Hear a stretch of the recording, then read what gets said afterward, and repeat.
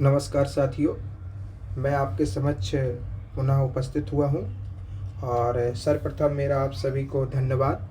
जैसे कि हमने पूर्व में आपको बताया था कि ये नवीन सीरीज हम प्रारंभ करने जा रहे हैं और आप सभी ने इतना प्रेम स्नेह इस सीरीज को प्रदान किया है, उसके लिए मैं धन्यवाद देना चाहता हूँ। और उसी सीरीज को हम आज आगे और बढ़ाते हुए जितने हमने क्वेश्चन पूर्व में करवा दिए थे उसके आगे हम प्रारंभ करते हैं और आज इस एफएसओ के पेपर को पूर्ण करते हैं। चलिए तो हम प्रारंभ करते हैं। तो हमारा 28वां प्रश्न आता है और वो कहता है कि पुरा स्थल कायथा की खोज किसने की थी।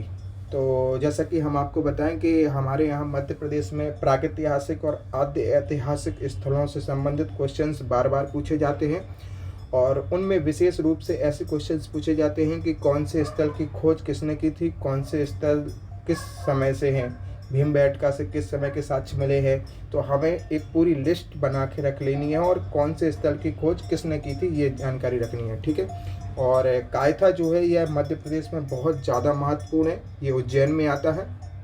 तो मैं आपको इसके बारे में बताता हूँ यहाँ डिटेल से, ठीक है। तो पुरा स्थल कायथा की खोज, तो मैं आपको बताऊं कि इसकी खोज जो है वो वीएस वाकड़कर जी ने की थी। किसने की थी? वीएस वाकड़कर जी ने की थी। तो यहाँ मैं कुछ स्थल बताता हूँ और उनकी खोज बताता हूँ किसने की है, उनको आप नोट कर लीजिएगा, ठीक है। जैसे कि अगर हम सबसे पहले वीएस वाकड़कर जी की ही बात करें तो इन्होंने भीमबेटका की भी खोज की थी। किसकी? भीमबेटका की खोज की थी। और भीमबेटका की खोज कब की थी इन्होंने? ये 1956-57 में की थी। कब की थी? 56-57 में की थी। और इसके अलावा जो आदमगढ़ की खोज, इसके अलावा आवरा की खोज, एरड़ की खोज,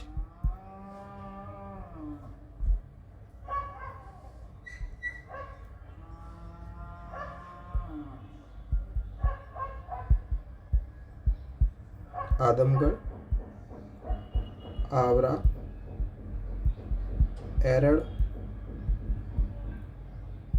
नर्मदा घाटी, ठीक है। ऐसे कुछ स्थल है। तो सबसे पहले हम देखें कि आदमगढ़ की खोज किसने की थी। तो इसकी खोज जो है वो आरवी जोशी जी ने की थी। कब की थी ये आप मुझे बताइए कमेंट में। आरवी जोशी जी ने की थी। इसके अलावा आवरा की खोज किसने की थी? ये एच वी त्रिवेदी जी ने की थी, ठीक है। और एरड़ की खोज किसने की थी? तो ये जो है ये कृष्णदत्त वाजपेयी जी ने की थी। केडी वाजपेयी, कृष्णदत्त वाजपेयी।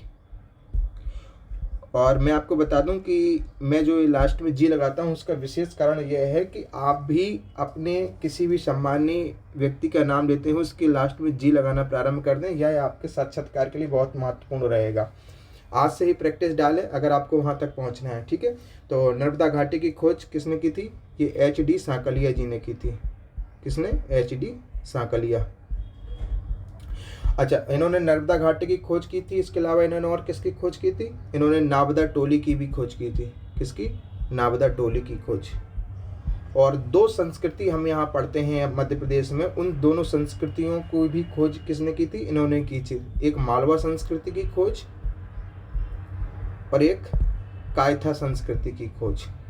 देखिए, कायथा संस्कृति को बढ़ावा, इसकी खोज कैसी संस्कृति थी, कैसी परंपराएं थी, उसकी खोज जो है वो एच.डी. सांकलिया जी ने की थी। लेकिन यदि हम कायथा की खोज देखें तो कायथा की खोज किसकी मिलती है? वीएस वाकड़कर की मिलती है, ठीक है। इसके अलावा कुछ और स्थल है, नोट कर लीजिए आप इन्हें।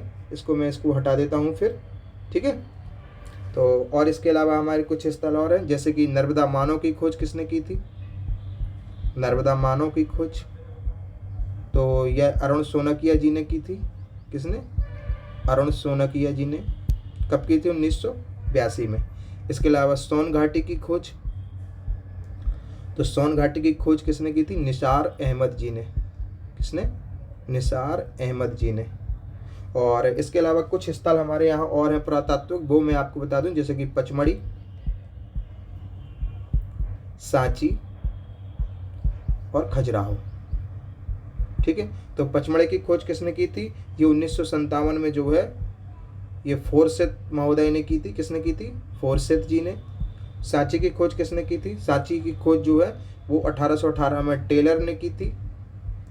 और खजुराहो की खोज जो है यह भी शायद 1818 के समथिंग टी.एस. बर्ट महोदय ने की थी। किसने? टी.एस. बर्ट ने। ठीक है। तो ये इतने स्थल हैं, इनकी खोज आप एक चार्ट बना लीजिए, एक साइड पूरे खोज लिख लीजिए कौन कौन से स्थल, एक साइड उनके नाम लिख लीजिए। संभवतः इनमें से कोई एक क्वेश्चन आपसे पुनः आगामी पेपर्स जो हुए हैं उनमें पूछे जा सकते हैं। और मैं आपको बता दूं कि ये जो क्वेश्चंस पूछे गए हैं कहीं ना कहीं प्रीवियस ईयर में भी पूछे गए हैं और ये बहुत महत्वपूर्ण प्रश्न है। ठीक है। इसके अलावा 2 खोज और मैं आपको बता सकता हूँ। एक बीबी लाल, जो यहाँ पर आप देख रहे हैं बीबी लाल, तो बीबी लाल जी ने ग्वालियर क्षेत्र की खोज की थी। ग्वालियर क्षेत्र की खोज की थी। और भरहुत की खोज जो है ये कनिंघम महोदय ने की थी। किसने? कनिंघम ने भरहुत की खोज की थी। ठीक है। तो अब हम अगले क्वेश्चन उसको देखते हैं। अगला क्वेश्चन हमारा क्या कहता है? अगला क्वेश्चन देखिए, ये भी क्वेश्चन जो है बहुत महत्वपूर्ण है और बहुत घुमा घुमा के हर बार पूछा जाता है, तो आप इसे एक बार अच्छे से समझ लीजिए, फिर आपको ये भूलेगा नहीं। तो क्वेश्चन कहता है कि राष्ट्रकूट राजा, पहले तो ये याद रखें, राष्ट्रकूट राजा कौन? दंती दुर्ग, ये भी याद रखें। और फिर ये याद रखें उज्जैन। राष्ट्रकूट राजा दंती दुर्ग ने उज्जैन में किस यज्ञ को संपन्न कराया था? देखिए, पहले एक बार वो पूछता है कि कहाँ कराया था, तो उज्जैन में कराया था। किसने कराया था? तो दंती दुर्ग ने करवाया था। किस शासक ने करवाया था? तो राष्ट्रकूट ने करवाया था। ऐसे घुमा घुमा के हर बार प्रश्न पूछे जाते हैं। तो ये हमें तीनों जो इसमें हमने अंडरलाइन किया है उसको आप क्या करें, अच्छे से याद कर लें। हुआ क्या था मैं आपको बताऊं, दंती दुर्ग क्या थे, ये शुरुआत में सामंत हुआ करते थे। ठीक है। और सामंती परंपरा के अधीनस्थ ही इन्होंने क्या किया था, उज्जैन में एक यज्ञ करवाया था। और ये यज्ञ जो है, जो तत्कालीन शासक थे, मैं जहाँ तक याद कर पा रहा हूँ, राजा विक्रमादित्य,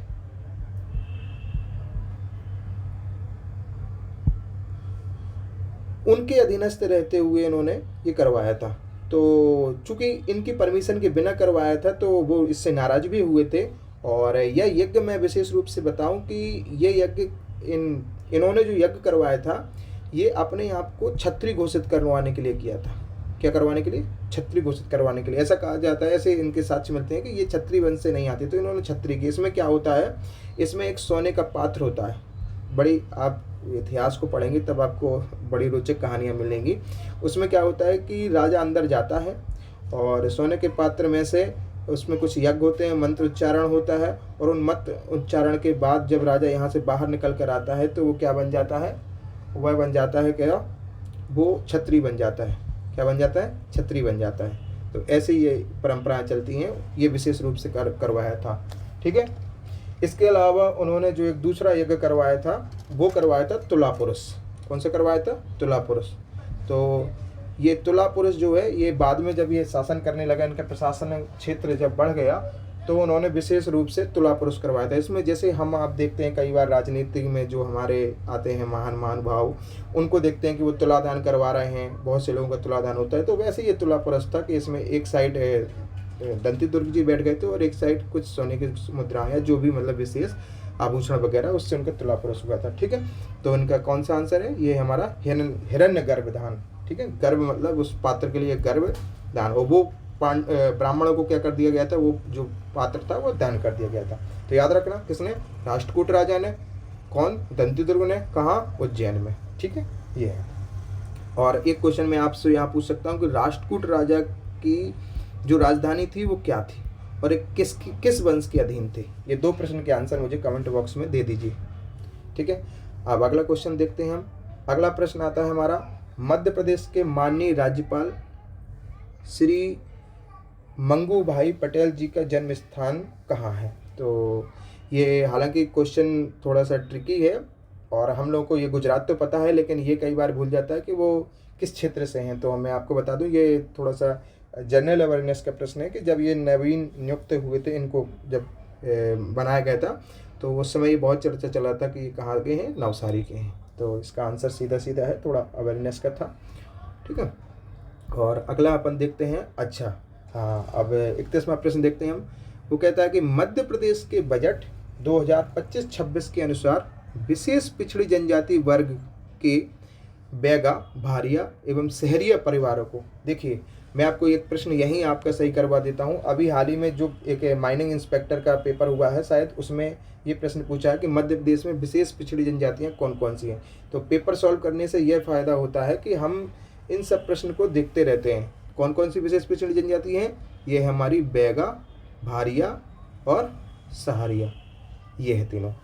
ठीक है, कौन कौन सी है? बैगा, भारिया, सहारिया। चलिए, यही हमने आपका प्रश्न एक सही करवा दिया। अगले देखो आप, अगला कहता है कि इसके आगे कहता है कि परिवारों को कुपोषण से मुक्ति दिलाने के लिए, क्या?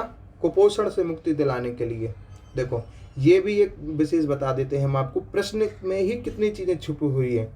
विशेष पिछड़ी जनजाति बैगा, भारिया, सहारिया, किसके लिए? कुपोषण से मुक्ति दिलाने के लिए। कौन सी योजना? आहार अनुदान योजना। कौन सी योजना? आहार अनुदान योजना में परिवार के महिला मुखिया के बैंक खाते में प्रतिमाह कितने रुपए दिए जाते हैं? यह है प्रश्न। किसके खाते में दिए जाते हैं? महिला मुखिया के बैंक खाते में। यह प्रश्न PYQ आप उठा के देखिए, कई बार घुमा घुमा के अलग अलग रूप में पूछा गया है।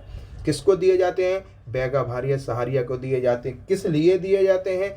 इसका उद्देश्य क्या है? कुपोषण से मुक्ति दिलाने के लिए दिए जाते हैं। ठीक है, किसके खाते में दिए जाते हैं? महिला मुखिया के बैंक खाते में दिए जाते हैं। कितने रुपए दिए जाते हैं? तो मैं आपको बता दूं, इसमें 1500 रुपए दिए जाते हैं। पहले कितने दिए जाते थे? 1000 रुपए दिए जाते थे। आज कितने दिए जाते हैं? 1500 रुपए दिए जाते हैं। यह योजना कब प्रारंभ की गई थी? यह योजना 2017 में प्रारंभ की गई थी। वर्तमान में कितने जिलों में लागू हुई है? 15 जिलों में लागू है। अब मैं आपसे एक प्रश्न पूछता हूँ कि बताइए वो 15 जिले कौन कौन से हैं। मैं इसको, ठीक है, और विशेष रूप से इसमें जो ये 1500 रुपये दिए जाते हैं, एक संस्था, एक पोर्टल है, आपने देखा हो MP टास्क, इसका नाम सुना हो। ये बहुत पूछा जाता है, इसका फुल फॉर्म पूछा जाता है। PYQ आप देखिए, जब हमारा कंप्यूटर वाला टॉपिक है ना, उसमें इसका फुल फॉर्म पूछा गया है MP टास्क का। तो MP टास्क के माध्यम से क्या किए जाते हैं? ये पैसे डाले जाते हैं।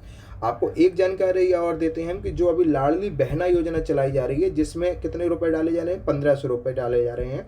वो 1500 रुपये, पहले जो 1250 रुपये डाले थे, ये किससे प्रभावित है योजना? ये योजना भी किससे प्रभावित है हमारी? ये विशेष रूप से इन्हीं विशेष पिछड़ी जनजातियों के लिए जो आहार अनुदान योजना चलाई गई थी, उसी से ही प्रभावित है। ठीक है, तो इसको हम आगे देखते हैं। ये आपको समझ में आया पूरा? और अगला क्वेश्चन हम आगे बढ़ाते हैं। अगला क्वेश्चन हमारा कहता है कि निम्नलिखित में से कौन भोपाल की महिला नवाब नहीं थी? तो शायद ये आप सबने बहुत सामान्य क्वेश्चन है कि ये हजरत महल बेगम को, ये 1857 की क्रांति से जुड़ी हुई है, और ये जो तीनों बेगम है ये हमारी महिला नवाब हैं भोपाल की। ठीक है, तो अगला क्वेश्चन देखते हैं। अच्छा, ये जनरल क्वेश्चन, इसका करंट का क्वेश्चन है, तो इसको देखते हैं। अगस्त 2024 में भारत में पहले डेंगू वैक्सीन के तीसरे चरण का नैदानिक परीक्षण किस स्वदेशी डेंगू वैक्सीन के साथ किया गया है? तो ये तो करंट का क्वेश्चन है, तो आप सभी ने पढ़ा होगा। ये डेंगुओल इसका आंसर है। क्या है? डेंगुओल इसका आंसर है।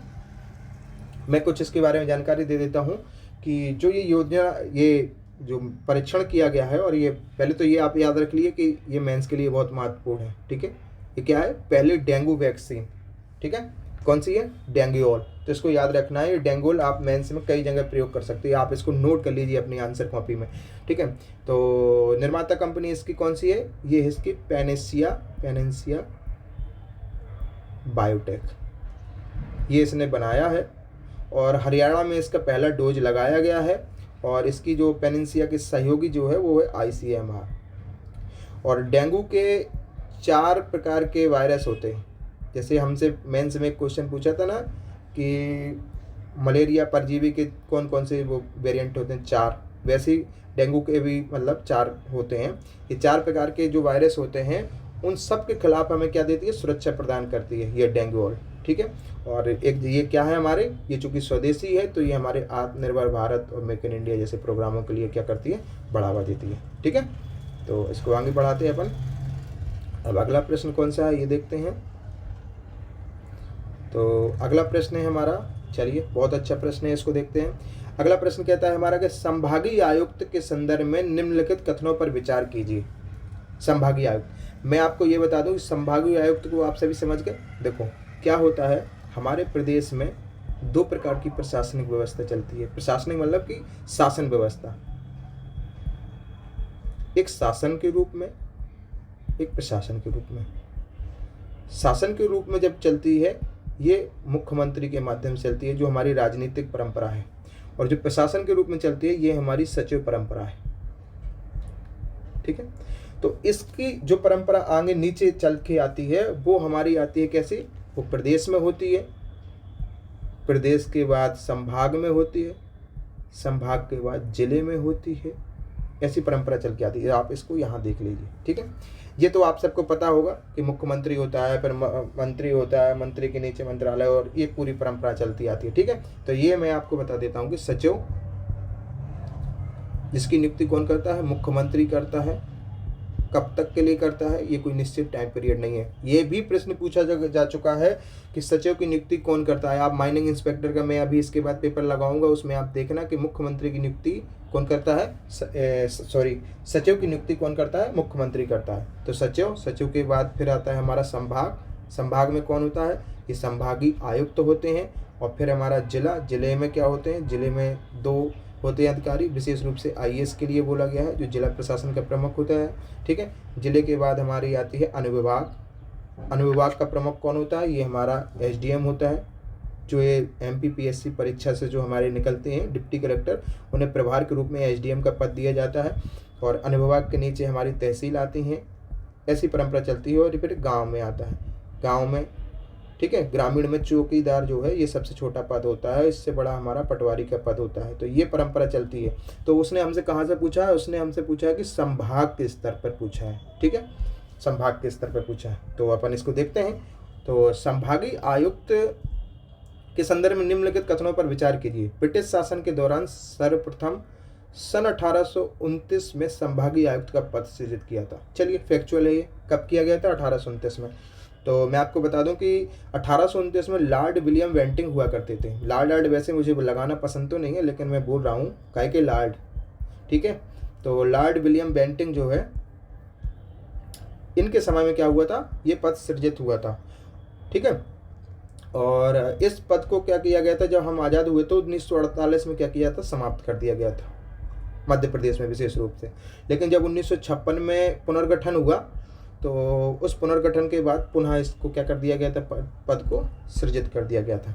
ये क्या करता है, ये जो जिलाधीश होता है यानी कलेक्टर जो होता है, और जो हमारा राज्य का सचिवालय होता है, मतलब राज्य सचिव होता है, इसके बीच में एक क्या होता है, मध्य के रूप में, सेतु के रूप में कार्य करता है, एक कड़ी के रूप में इसके मध्य अधिकारी होता है। क्या, संभागीय आयुक्त। ये भी आईएएस होते हैं। ठीक है, यहाँ कमिश्नर विशेष रूप से बैठते हैं। ठीक है, तो ये काम क्या करते हैं उन्होंने, ये प्रश्न यहाँ फैक्चुअल हो जाता है। और दूसरे पूछते हैं, इसे जिला कलेक्टर्स के कार्यों पर निगरानी रखने के लिए सृजित किया गया। तो स्वाभाविक है, देखो मैंने आपको पूरी सीरीज बता दी कि कैसे क्या होता है, पूरी हायरार्की, पदानुक्रम। इस पदानुक्रम से आपको अपने आप क्लियर समझ में आ जाएगा कि जिला कलेक्टर के कार्यों पर निगरानी करने के लिए हेतु सृजित किया जाता है। तो इसका आंसर क्या हो जाएगा, 1 और 2 दोनों सही है। ठीक है, अगला प्रश्न देखते हैं हम क्या है। अगला प्रश्न कहता है कि पिथौरा चित्रकला मध्य प्रदेश की किस जनजाति से संबंधित है। बहुत कॉमन क्वेश्चन है और हम सब ने कई बार इसे पढ़ा है। पिथौरा चित्रकला किससे, भील से। पिथौरा चित्रकला को ही भील चित्रकला भी बोलते हैं। और आप मुझे बताइए 2 नाम विशेष रूप से, एक पुरुष का, एक महिला का, जो पिथौरा से जुड़ी हुई हैं, बता सकते हैं, बताइए जल्दी कमेंट बॉक्स में। पेमा फात्या जी और दूसरा भूरीबाई जी। मैं आपको बता दूं, पेमा फात्या जी आप मेंस में उठा के देखिए, ये मेंस में विशेष रूप से हमारे जो जनजाति नायक पूछे गए हैं उनमें एक नाम मिलता है। इनको अच्छे से आपको 200 शब्दों में तैयार करके रखना है, क्योंकि ये इतने महत्वपूर्ण हैं कि ये 200 शब्द में आ भी सकते हैं। ठीक है, तो पिथौरा चित्रकला, और मैं 1-2 जानकारी और देता हूँ आपको। पिथौरा चित्रकला में जो चित्रकारी की जाती है, इसमें घोड़ों की विशेष रूप से चित्रकारी की जाती है। और ये जनजाति परंपरा का विशेष क्या है, महत्व है। और जो ये चित्रकारी करने वाले होते हैं उन्हें लिखंदरा बोला जाता है। और इन्हें सिखाने वाले जो है वो पिथौरा बाबा कहलाते हैं। क्या कहलाते हैं, पिथौरा बाबा। ठीक है, तो ये चित्रकारी है। ऐसी इसी प्रकार की हमारी गोंड में नौडोरा वगैरह भी चलती है। ठीक है, तो वो भी हम देखेंगे आगे चल के। ये हम इसके बारे में इतना बताते हैं, अब आगे देखते हैं। और आगे हमारा क्वेश्चन आता है कि जमगोदरानी पहाड़ी पर स्थित पवन चक्कियाँ किस जिले में स्थित है। तो बहुत पुराना क्वेश्चन है। जमगोदरानी, आप जब पुणेकर की किताब आया करती थी तब ये क्वेश्चन मिला करता था कि जमगोदरानी पहाड़ी, जमगोदरानी बहुत फेमस है। तो जमगोदरानी कहाँ है? देवास में है। और आप कई बार देखना कि जब आप ट्रेन से ट्रेवल करते हैं तो आपको पवन चक्कियाँ मिलती हैं कहाँ? देवास में। तो उन्हीं क्षेत्रों में आता है जमगोदरानी। ठीक है। और मैं यहाँ आपको बता दूँ तीन चार प्रकार का डाटा दे देता हूँ। एक तो ये है कि जमगोदरानी जो 1995 में यहाँ पवन चक्कियाँ लगाई गई थी, लगभग कितनी 64 के समथिंग पवन चक्कियाँ लगाई गई थी और उनसे 15 मेगावाट बिजली उत्पादन की गई थी। आज की डेट में यदि हम देखें तो पूरे भारत में हमारी जो रैंक है पवन ऊर्जा में, वो कौन सी है? वो 8वीं है। कितनी है? 8वीं। ठीक है। और इसके अलावा कुछ और क्षेत्र हैं हमारे यहाँ पवन के, मैं आपको बता दूं, जैसे कि बैतूल का कुकड़ू, ये बैतूल का है, ये भी पवन चक्कियों के लिए है। इसके अलावा रतलाम का मामटखेड़ा, रतलाम का मामटखेड़ा, और इसके अलावा उज्जैन का नागदा। ऐसे कई स्थल हैं जो क्या है? पवन चक्कियों के लिए है। अब मुझे आप कमेंट बॉक्स में एक क्वेश्चन बता दीजिए कि क्यों पवन चक्कियाँ देवास में ही सबसे पहले लगाई हुई थी। ये हालांकि मेंस का थोड़ा सा प्रश्न है, लेकिन फिर भी अगर बताने का प्रयास करिए। ठीक है, ये है हमारा प्रश्न। और देखिए, मेरे पढ़ाने की जो शैली है उसमें प्रश्नोत्तर प्रणाली है जो सुकरात ने चलाई थी, तो मैं उसको ज़्यादा महत्व देता हूँ कि इससे क्या होता है कि जब हम क्वेश्चंस पढ़ते हैं ना, तो हमें ये अवेयरनेस बनी रहती है कि वास्तविकता में क्वेश्चंस कैसे बन सकते हैं, क्या है। और मेरे जो पढ़ाने का तरीका है वो यही है कि मैं प्री, मेंस और इंटरव्यू साथ में सोच के चलता हूँ, क्योंकि आप अगर प्री निकाल भी लेंगे तो उससे कुछ नहीं होने वाला। सेम ऐसे ही आप किसी भी एग्ज़ाम की तैयारी कर रहे हैं, अगर आप अवेयरनेस नहीं रखते हैं तो आपके लिए ये समस्या आती है। ठीक है, तो अगला क्वेश्चन देखते हैं हम। अगला क्वेश्चन कहता है कि वन अधिकार अधिनियम किस वर्ष अधिसूचित किया गया था। तो ये वन अधिकार अधिनियम ये 2006 में अधिसूचित किया गया था, लेकिन मध्य प्रदेश में 2006 में अधिनियम आया था, लेकिन मध्य प्रदेश में 2008 में आया था। तो इसका आंसर क्या है? 2008। थोड़ा सा क्वेश्चन ट्रिकी है, इसको याद रखने की जरूरत है। जो पारंपरिक वन अधिकार अधिनियम है ये 2006 में आया था और 2008 में ही मध्य प्रदेश में लागू हुआ था। तो वो अधिसूचित के लिए उन्होंने पूछा है। ठीक है। इसके बाद आता है कि चीलर बांध किस जिले में स्थित है। तो ऐसे एक ना कोई बांध आपसे पूछा जा सकता है, तो आप एक पूरे बांधों की जो पूरी लिस्ट है उसको आप बना लीजिए कि कौन सा बांध है और किस ज़िले में है। ऐसे कुछ ऊटपटांग प्रश्न जो है आपसे हर बार एक ना एक कोई पूछता रहता है। तो चीलर बांध किस ज़िले में है? चीलर बांध शाजापुर ज़िले में है। जैसे कि एक बांध मैं आपको बताऊँ, एक बीला बांध आपने सुना हो, ये भी आया असिस्टेंट प्रोफेसर के एग्ज़ाम में। तो बीला बांध, ये बीला बांध कहाँ है? ये बीला बांध बीला नदी में, ये सागर में है। ऐसे ही एक आपको मिलेगा हरसी बांध या हरसी परियोजना। ठीक है, ये कहाँ मिलेगी? ये ग्वालियर में मिलेगी। तो ऐसे कई बांध हैं, उनको आप एक लिस्ट बना लीजिए और नोट कर लीजिए। ठीक है, तो अगला क्वेश्चन देखते हैं। अगला क्वेश्चन है कि मुख्यमंत्री सुगम परिवहन सेवा का मुख्य उद्देश्य क्या है। तो ये नई योजना है, क्या है इसका? मुख्यमंत्री सुगम परिवहन सेवा योजना। तो इसको आप पढ़िए कि ग्रामीण रहवासियों को सुलभ और सस्ता परिवहन उपलब्ध कराना, ग्रामीण पर्यटन को बढ़ावा देना। अब उसमें साफ ही बोल रहा है कि सुगम परिवहन, तो सुलभ और सस्ता। देखो, इसको सॉल्व करने के दो तरीके। पहले तो थोड़ा सा आप ये दिमाग में रखिए कि जो बड़ा होता है आंसर संभवतः वो सही होता है। ठीक है, ये आप दिमाग में रखिए, बड़ा है आंसर सही है। बाकी वो बोल रहा है शहरी ट्रैफिक प्रबंधन सुधार, तो आप इसको ही सही करिए, आगे बढ़िए। ठीक है, तो अगला क्वेश्चन देखते हैं हम।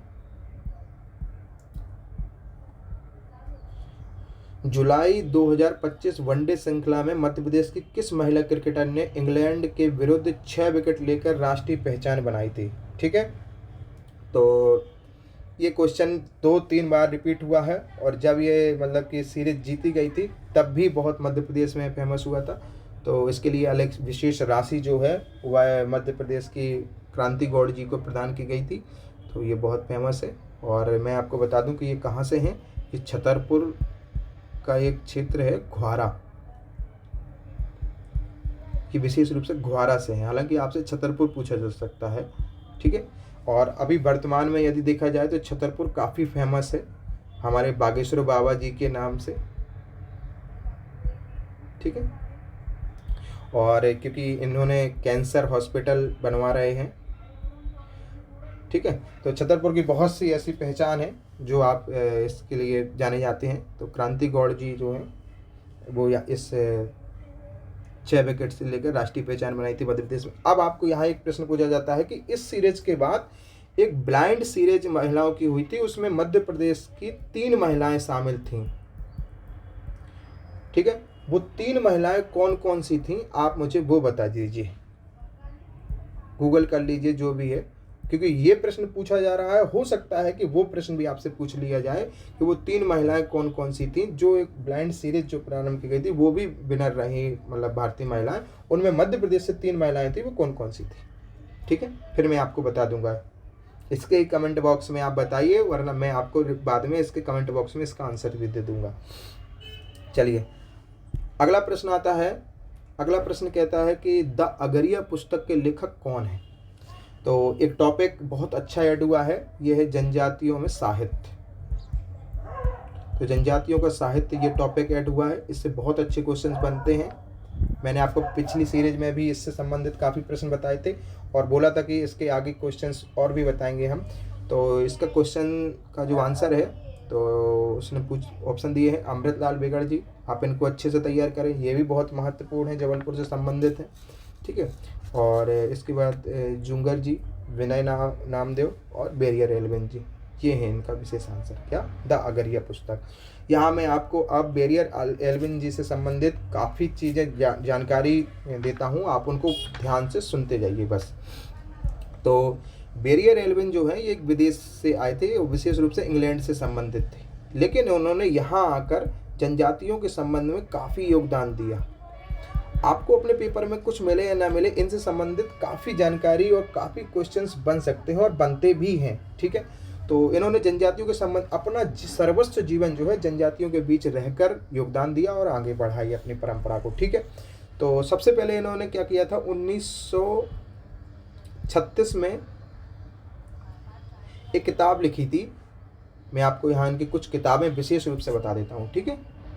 आप उनको नोट कर लीजिए और सुनते जाइए, सबसे मेन सुनते जाइए नोट के साथ साथ, तो आप रोक कर भी नोट कर लेंगे। इन्होंने lives from the jungle, life in the Gond, ये क्या की थी, ये किताब लिखी थी। ये किताब इन्होंने जब ये इंग्लैंड से यहाँ आए थे, तो जब अपने अनुभव विशेष रूप से प्रारंभ किए तभी इन्होंने लिखी थी। ये कब लिखी थी इन्होंने, ये 1936 में लिखी थी। ऐसा कहते हैं कि ये इनकी क्या है, एक सेमी ऑटोबायोग्राफी है। क्या है, सेमी ऑटोबायोग्राफी,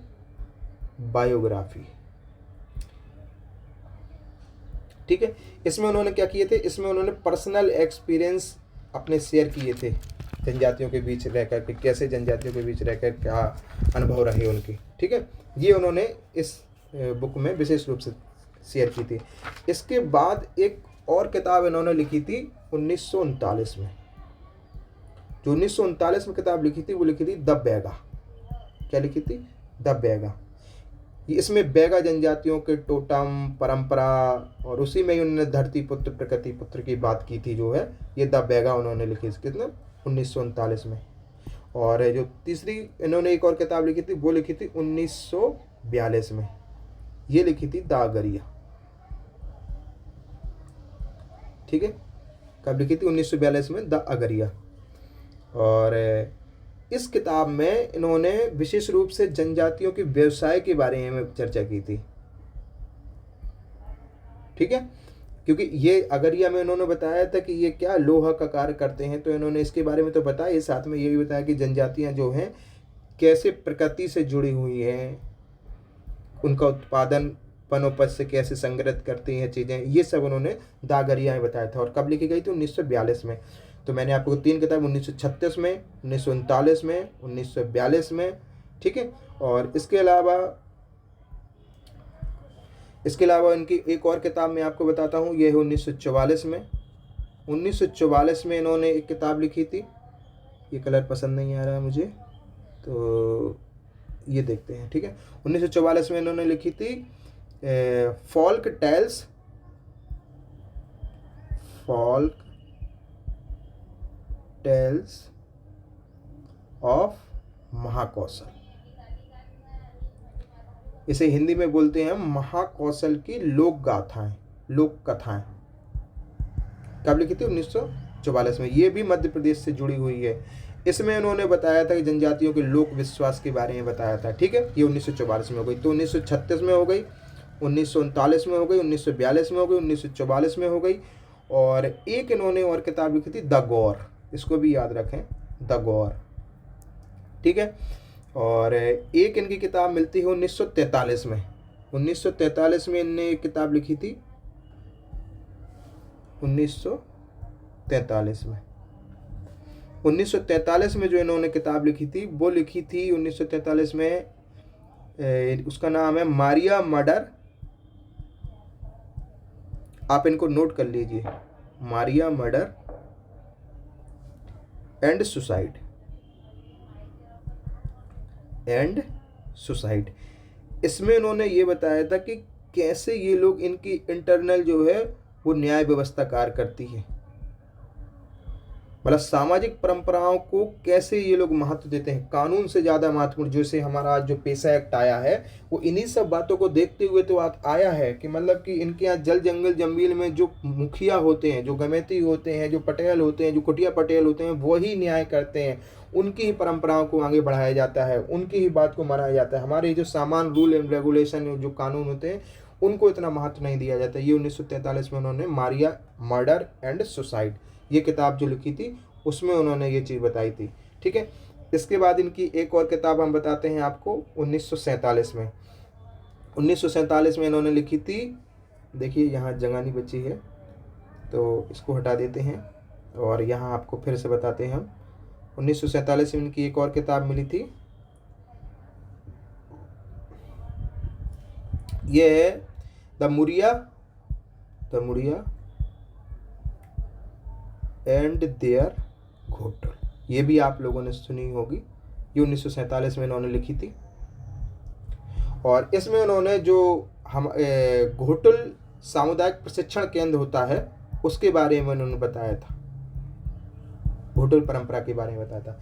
इसके अलावा एक किताब और मिलती है, मैं बता रहा हूँ ना, आप इनको नोट कर लीजिए और पेपर देने को बैठिए। अगर आपको इनमें से एक किताब ना मिले तब बताना, क्योंकि बैरियर 11 इतने महत्वपूर्ण है। मैंने यहाँ को लगभग उनसे संबंधित जितने भी फैक्ट बन सकते हैं वो आपको पूरे करवाए। 1964 में इन्होंने अपनी, मैंने पहले बताया था कि इन्होंने एक सेमी ऑटोबायोग्राफी लिखी थी, ये इनकी मैन ऑटोग्राफी थी। अब इतना होते होते इनका जीवन जो है अंतिम पड़ाव की ओर था। एक इन्होंने ऑटोबायोग्राफी 1964 में। क्वेश्चन ये बन सकता है कि उनकी इन किताबों में से ऑटोबायोग्राफी क्या थी, आत्मकथा क्या थी, तो मैं आपको बता दूं, the tribal world of barrier 11, ये इनकी क्या थी, आत्मकथा थी। ठीक है, तो मैंने आपको इनकी पूरी किताबें बता दी। अब एक बार आप यहाँ नोट कर लीजिए, मैं आपको थोड़ा सा शॉर्ट में बता देता हूँ। 1936, 1939, 1941, 1943, 1942, 1944 और 1947, 1964। 1936 में कौन सी थी? 1936 में थी इनकी जंगल वाली। 1939 में कौन सी थी? बैगा। 1942 में कौन सी थी? 1942 वाली बताइए। और 1943 की, 1944 की, 1943 की मारिया, 1944 की जो थी इनकी महाकौशल, 1947 की थी घोटुल, 1964 की थी इनकी आत्मकथा। ठीक है, ये है इनकी इतनी किताब है, इनको नोट कर लीजिए। ठीक है, चलिए आगे देखते हैं। अगला क्वेश्चन आता है, वो कहता है कि विशेष बहुउद्देशीय जनजाति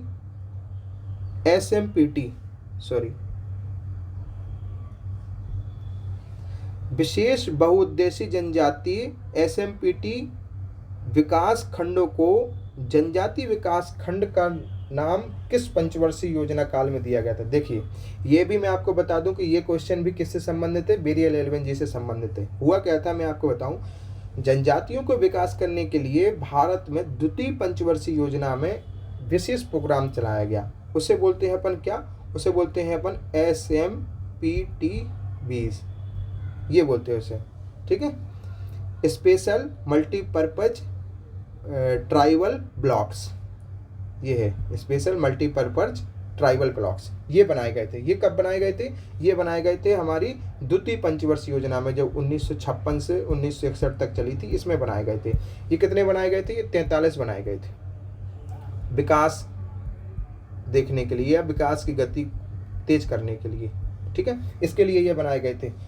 इसके बाद क्या हुआ कि ये काम तो अच्छे से कर रहे थे, लेकिन इसमें कुछ कमियां चुनौतियां भी आ रही थी। तो बाद में 1959 में बेरियर एल्विन आ गया ना, बेरियर एल्विन महोदय की अध्यक्षता में एक समिति गठित की और उनसे इस संबंध में एक रिपोर्ट मांगी कि आप इसके बारे में बताइए कि इसके बारे में और क्या बेहतर किया जा सकता है। तो उन्होंने अपनी रिपोर्ट सौंपी और उन्होंने कहा कि जो आप विशेष बहुउद्देशीय ब्लॉग बना रहे हैं, इनको विशेष बहुउद्देशीय न बनाकर इन्हें सामान्य रूप से ही ब्लॉग बनाइए, जो कम्युनिटी बेस्ड होते हैं, जो विकास समुदाय आधारित विकास खंड होते हैं, उनके आधार पर इन्हें डेवलप करिए। बस उसमें संवेदनशीलता को प्राप्त करिए और उसमें वित्तीयता का क्या करिए, स्वायत्तता दीजिए और बढ़ावा दीजिए। ये उन्होंने विशेष रूप से इस रिपोर्ट में बोला। तो तीसरी पंचवर्षीय योजना में, कब? तीसरी पंचवर्षीय योजना में 1961 के समथिंग 61-62 में क्या किया गया? तीसरी पंचवर्षीय योजना में ये जनजातीय विकास खंड बनाए गए। तो ये इसका आंसर क्या हो जाएगा? तीसरी पंचवर्षीय जनजातीय विकास खंड नाम दे दिया गया, ठीक है। इन्हीं के आधार पे आप कई बार देखते हो कि हमारे यहाँ 89 जनजातीय विकास खंड आते हैं, ठीक है। तो ये जनजातीय विकास खंड की वही परंपरा है। आगे चलकर यही परंपरा आपने कई बार सुना होगा, जनजातीय उपयोजना। तो ये 5वीं पंचवर्षीय योजना में इसे जनजातीय उपयोजना भी नाम बोला गया, उसको बढ़ावा दिया गया। उसी के आधार पर जो परंपरा 23 विकास खंडों में प्रारंभ हुई थी, वो कभी धीरे धीरे फिर विशेष पिछड़ी जनजातियों के लिए वही परंपरा आगे चलती आ रही है। आज जो आज हम देखते हैं PM जनमन योजना, वो सब ऐसी परंपरा को आगे बढ़ाते हुए चलती है, ठीक है। तो इसका आंसर क्या हो जाएगा? हमारी तीसरी पंचवर्षीय योजना। अगला क्वेश्चन देखते हैं हमारा क्या है। अगला है इंटरनेट ऑफ थिंग्स सेंसर, जो विभिन्न तकनीकी डिजाइनों के माध्यम से सेंसर के पास आने वाली वस्तुओं की उपस्थिति या अनुपस्थिति का पता लगा सकते हैं, उन्हें निम्न नाम से जानते हैं। तो इसको आप बताइए क्या हो सकता है इसका आंसर है प्रॉक्सिमिटी सेंसर। क्या है? Proximity sensor. आप परेशान मत होइए, मैं आपको एक अलग से सीरीज, मतलब जितने भी IT के क्वेश्चंस हैं उनका डिटेल्स एनालिसिस करवाऊंगा, ठीक है। अभी आप इनको बस नोट करते जाइए और इनके आंसर्स देखते जाइए कि क्या हो सकता है। भील जनजाति में अतक और ओदक क्या है? ये शब्दावली है, अगर आपने सुनी हो, कभी नहीं सुनी तो मैंने एक बात बोली थी आपकी कि जो थोड़ा बड़ा होता है वो इसका आंसर होता है। हालांकि इसमें थोड़ा सा बड़ा ही है, वो है सामाजिक रीति रिवाज। लेकिन ये आप हमेशा लागू ना करें कि कल आप हमसे कहें कि मतलब कि सर आपने बोला था बड़ा, थोड़ा अपना विवेक का भी प्रयोग करें, ठीक है। तो भील जनजाति में अतक और उदक, तो मैं आपको बता दूं कि जो अतक है, अतक क्या होता है? अतक एक हिसाब से ऋण होता है। क्या होता है? ऋण, जो क्या साहूकारों से लेते हैं, और ये साहूकारों को जब ऋण नहीं दे पाते हैं तो हमें बंधुआ मजदूरी वगैरह ऐसी चीज़ें करनी पड़ती है, तो ये अतक बोलते हैं इसे। और उदक क्या होता है? उदक बधु मूल्य होता है एक हिसाब से। तो बधु मूल्य होता है जो हम क्या होते हैं, जो हमें देना पड़ता है जब वधु को हम अपने घर लाते हैं, तो वो सामाजिक परंपरा से जुड़े हुए हैं, ठीक है। इसके बाद अगला क्वेश्चन देखते हैं। अगला क्वेश्चन है 1920-21 ईस्वी में सागर में रतौना सत्याग्रह क्यों हुआ था? तो ये भी बहुत फेमस क्वेश्चन है। हमने इनको देखा है, माखनलाल चतुर्वेदी जी ने इसका नेतृत्व किया था। और ये कहते हैं कि मध्य प्रदेश में असहयोग आंदोलन का प्रथम विशेष प्रोग्राम था, और ये विशेष रूप से कसाई घरों की स्थापना के विरोध में क्या हुआ था? प्रारंभ हुआ था। बाद में इसके राष्ट्रीय नेतृत्वकर्ता जो थे उन्होंने प्रशंसा भी की थी, ठीक है। तो ये सागर में रतौना सत्याग्रह, कई बार ये प्रश्न आ चुका है। अगला प्रश्न देखते हैं। तो अगला प्रश्न है हमारा, ये हमारा इंदौर से मालवा अखबार का प्रकाशन कब प्रारंभ हुआ था?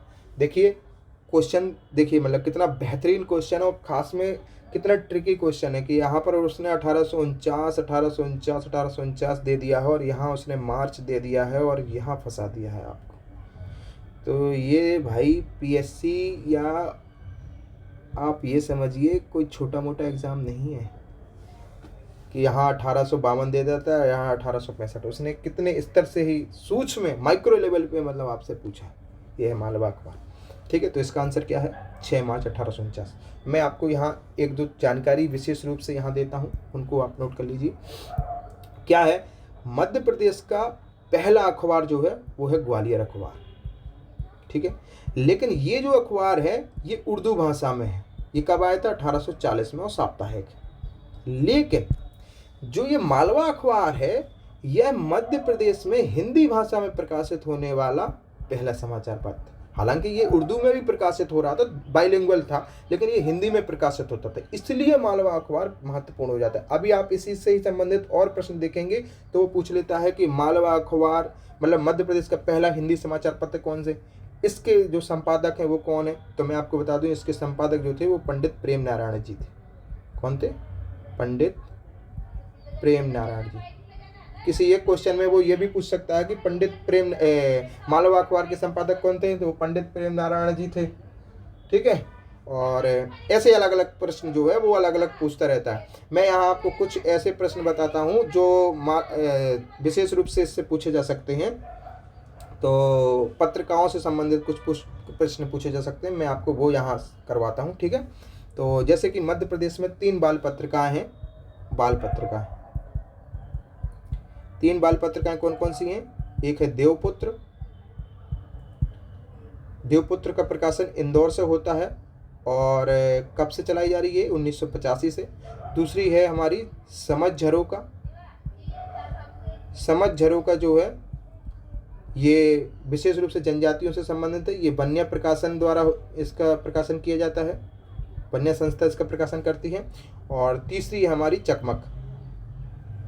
क्या है? चकमक। ये क्या है? ये एक बाल विज्ञान पत्रिका है। क्या है? बाल विज्ञान पत्रिका।